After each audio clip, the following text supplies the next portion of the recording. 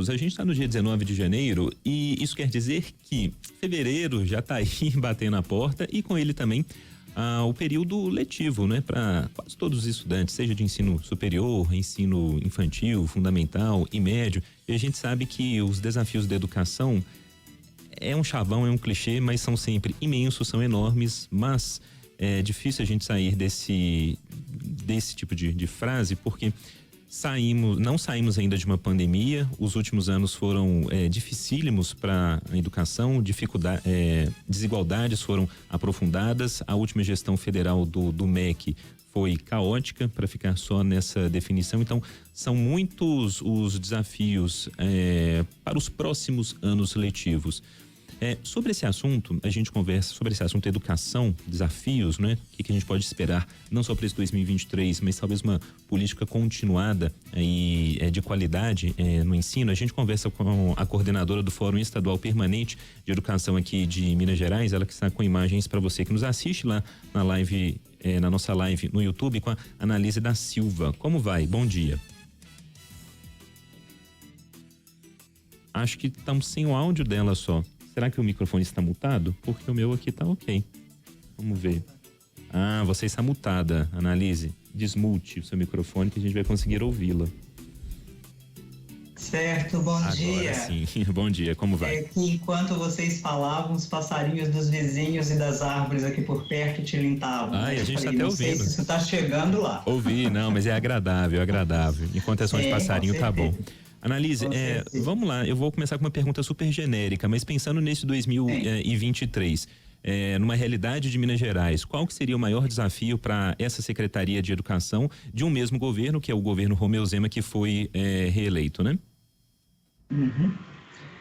Bom, eu vou tentar aqui, sendo bastante breve, falar sobre algumas questões que a gente precisa mesmo, assim, distinguir.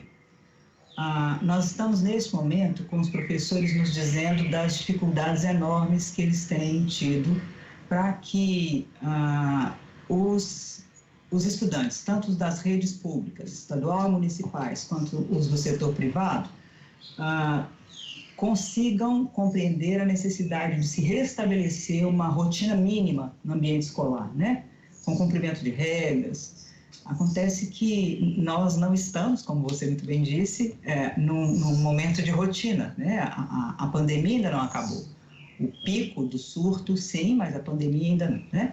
E a escola precisa, nesse momento, dar conta de cobrar menos resultados dos estudantes e proporcionar a esses estudantes mais momentos de interação entre eles, né? Como, por exemplo, com e aí, como você mesmo disse também, tanto da educação infantil quanto na educação superior, né?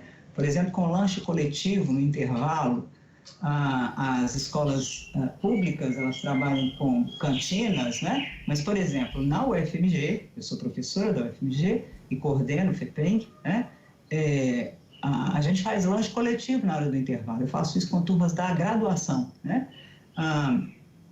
É fundamental que as escolas do setor das redes públicas deem conta, por exemplo, de abrir escola nos finais de semana, sobretudo em regiões que são mais vulnerabilizadas, né? Para ofertar ações como esporte, cultura, saúde, trabalho, aprendizagem. Essa moçada está com dificuldades para conseguir se concentrar no que é proposto em sala de aula, né? Outros estudantes também nos relatam se sentir totalmente esgotados, física, mental, emocionalmente, né? Eles se dizem sob pressão. Outros dizem que perderam totalmente o sono por causa das preocupações, né? E, infelizmente, o que a gente vê ocorrer, lamentavelmente, é que o gestor público estadual e muitos dos gestores públicos municipais querem, neste momento em que o trauma ainda está tão latente, né? Querem resultados, querem números, né? Você me pergunta quais que são aí os desafios para o nosso governo estadual, e eu te respondo que é fundamental que o governo estadual, que as administrações municipais, né, entendam que não é possível trilhar novamente esse rumo, né? Esse rumo já foi trilhado durante o período do pico do distanciamento social necessário, na minha avaliação, e não deu certo. Não deu certo ao ponto de nós termos hoje um déficit enorme no processo de aprendizagem das crianças, dos adolescentes, dos jovens, dos adultos, dos idosos, estudantes, né?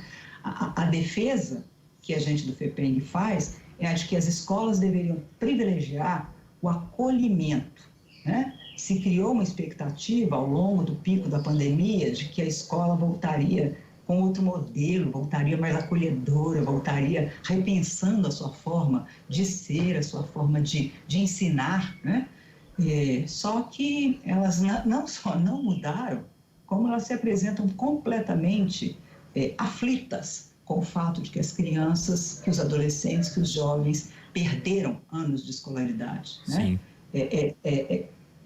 Anos de escolaridade diante daquilo que a sociedade brasileira viveu e ainda vive, né? Reflexos são algo que a gente tem como recuperar, né? Annalise, pois não? Desculpa te interromper, quem está falando é Murilo, que eu estou escutando a sua pontuação, e quando o Lucas fez a pergunta, eu imaginei que você fosse falar um pouco dessa questão curricular, da grade curricular e tal, mas eu estou achando interessante que você fala que há um desafio anterior aí, muito básico parece, né? Muito estrutural, que é a questão de manter o aluno na escola e de maneira minimamente digna, o aluno e o professor, né? Parece que a gente tem que primeiro focar nessa questão estrutural para depois sim, ou não sei se é possível avançar junto com essa questão do currículo também, né? Dessa questão curricular, parece que é uma coisa que aflige também muitos pais dos estudantes. Então, eu queria que você falasse se é possível tocar essas duas coisas juntas, entendendo que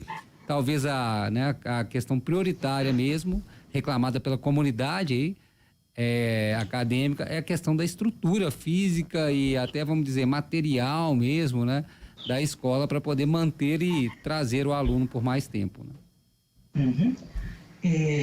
Bom dia, Murilo. Era esperado, pelo menos assim, os profissionais da saúde nos alertavam, né, que os estudantes voltassem para os espaços escolares com problemas de saúde emocional, com questões psicológicas, bem como a sociedade, né? De uma forma geral, não só os estudantes, também seus familiares, né? Só que, no geral, e aí, para poder falar da questão curricular, eu preciso trazer essa discussão, no geral, as redes escolares, elas não utilizaram o tempo de fechamento para planejar o retorno, e elas acabaram, então, se apoiando na estrutura antiga. Então, quanto mais as escolas tentarem agora retomar as atividades curriculares, as atividades de ensino, de aprendizagem, nos mesmos modelos anteriores, mais elas vão provocar reações contrárias, muitas vezes inconscientes, e que se manifestam na forma de sofrimento, na forma de conflito, na forma de violência, na forma de indisciplina e também. E aí eu trago aquilo que você está pontuando, que é bastante, que é fundamental, que é relevante, porque é a função social da escola, né? A questão de como que a gente compartilha conteúdos, como que a gente compartilha conhecimento cientificamente construído com esses sujeitos de direitos, né? da escolarização, que são as crianças, os adolescentes, os jovens. Como que a gente faz para que isso aconteça no momento em que retornamos, ponto. A sensação que tem sido narrada a nós, tanto por gestores, quanto por pessoas que são professoras, quanto por pessoas que são estudantes, é a de que cada vez que o professor começa a ensinar uma matéria nova, a reação que os estudantes têm tido é a reação do não é possível que esse cara não está entendendo, sabe? Que a minha família está desempregada, que o bicho está pegando lá em casa, que eu passei 2 anos com a violência doméstica escancarada na minha cara, sabe? Que o país está na situação econômica em que está E ele quer mesmo que eu aprenda a equação do segundo grau. Nossa, e você tocou num ponto. Sem antes dialogar, só um minutinho, sem antes dialogar comigo, sem antes me ajudar a me localizar de novo nessa sociedade, nesse momento do meu desenvolvimento humano em que eu fiquei 2 anos distanciado dos meus pares, de outras crianças, de outros adolescentes, de outros jovens. Então, para que o professor dê conta de chegar no conteúdo, é fundamental que os gestores trabalhem em estruturas em que a escola saia do lugar de conteúdo, conteúdo, conteúdo, porque ela não está tratando com alguém que está vivendo numa rotina, como eu disse anteriormente. Pois é, Annalise, você tocou aí na questão dos jovens, né? Tem também o ensino médio novo, né? O novo ensino médio começou agora em 2022, ainda tem isso, ou seja, mais um desafio. Como é que você avalia? Então, olha só, vocês vão me chamar para outro dia, né? Porque reforma do ensino médio é algo que pega, o bicho pega, como dizem, né, nossos jovens. Veja só, o que está proposto ali é que já era, né, bastante complexo antes disso, mesmo em governos anteriores, quando essa proposta surgia, ela já era bastante criticada, porque o que está proposto ali, quando você separa, quando você distribui, né, as possibilidades de opção, o que está proposto ali é que, na verdade, você cria formas diferentes, formas distintas de ofertar o direito do estudante, do adolescente, do jovem, do ensino médio, de se formar e de depois continuar sua escolarização. Isso já acontecia há muito tempo atrás, a 5692, que é uma LDB, uma Lei de Diretrizes e Bases da Educação Nacional, lá de 1971, já fazia essa distribuição, já fazia essa divisão, né? Havia quem fazia o que era chamado científico, que era o pessoal que estudava o conteúdo propedêutico para poder depois prestar vestibular, e havia o pessoal que fazia os cursos técnicos, né? Magistério, secretariado, laboratório, tinha outro nome, laboratório tinha outro nome, depois eu vou me lembrar aqui como é que era o nome. E aí essas pessoas, na verdade, elas estavam se preparando para o mercado de trabalho. O que a reforma do ensino médio faz nesse momento é exatamente isso. Ela volta nesse preceito, que é o preceito de quando você escolhe qual que vai ser o seu percurso formativo, você não deixa para os adolescentes, para os jovens das camadas populares, alternativa, porque as famílias não podem esperar que eles fiquem 3 anos fazendo ensino médio propedêutico ou ensino médio especializado, tá? Eu estou tentando aqui usar palavras que fiquem bem simples para que o nosso público nos entenda, tá, gente? 3 anos fazendo isso e depois mais 1 ano para ele fazer o propedêutico, para depois, então, ele ir para a universidade, para depois, então, 4, 5 anos depois, ele estar no mercado de trabalho. Essas famílias a que eu estou me referindo, elas estão passando dificuldades financeiras, elas estão passando insuficiência alimentar agora. Então, não dá para ficar esperando daqui a 7 anos, quando for possível, que esse adolescente, que esse jovem se insira no mercado de trabalho.